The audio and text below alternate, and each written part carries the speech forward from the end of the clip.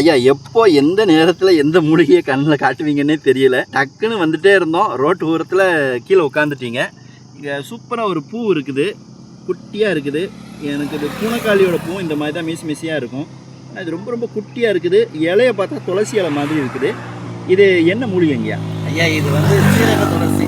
சீரக துளசி. ஆமா ஐயா, கிட்னி ஃபெயிலருக்கு அற்புதமான ஒரு மூலிகை ஐயா இது. இதை சூரணம் பண்ணி கசாயம் வச்சு குடிச்சாலே கிட்னி ஃபெயிலர் சரியாகும். சூரணம்னா சமூலமாங்க? சமூலம் இலை மட்டும். இலைய மட்டும். இது வந்து பெரிய பெரிய செடியா வளரும். நீங்க இப்பதான் முளைச்சின்னு வருதுங்க. இது ரொம்ப சின்ன செடியா சின்ன செடி இப்பதான் முளையுதுங்க. பூனுடைய அமைப்பு மட்டும் பாருங்க, பூனைக்காளி மாதிரியே தான் இருக்குது. ஆமா, பூனுடைய அமைப்பு இப்படிதான் வரும். வாசனை வந்து நம்ம துளசியுடைய வாசனை வரும். சாப்பிடலாங்களா இதை? இது சாப்பிடக்கூடாதுங்க.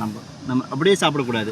சூரணம் பண்ணி முறையா ஒரு மருந்தா மாற்றி தான் பயன்படுத்தணும். மருந்தா எடுக்கிற போது அதை எடுத்துக்கணும், பச்சை அப்படியே சாப்பிடக்கூடாது. துளசியினுடைய வாசனை. ஆமா, துளசி பச்சளை வாசனை தான் வருது. ரொம்ப அற்புதமான தகவலுங்கய்யா, ரொம்ப காண கிடைக்காதது. வேற எங்கேயுமே இது இல்லை. ரொம்ப தேடி பார்த்துட்டேன், கொத்தா எங்கேயாவது இருக்குதா, பெருசா இருக்கான்னு. ரொம்ப அபூர்வமா தான் வளர்ந்துருக்குது. காயும் இருக்குது, துளசியில இருக்க மாதிரியே தான் காயும் இருக்குது இல்லையா? இந்த விதையும் கூட அதுக்குள்ள இருக்குது.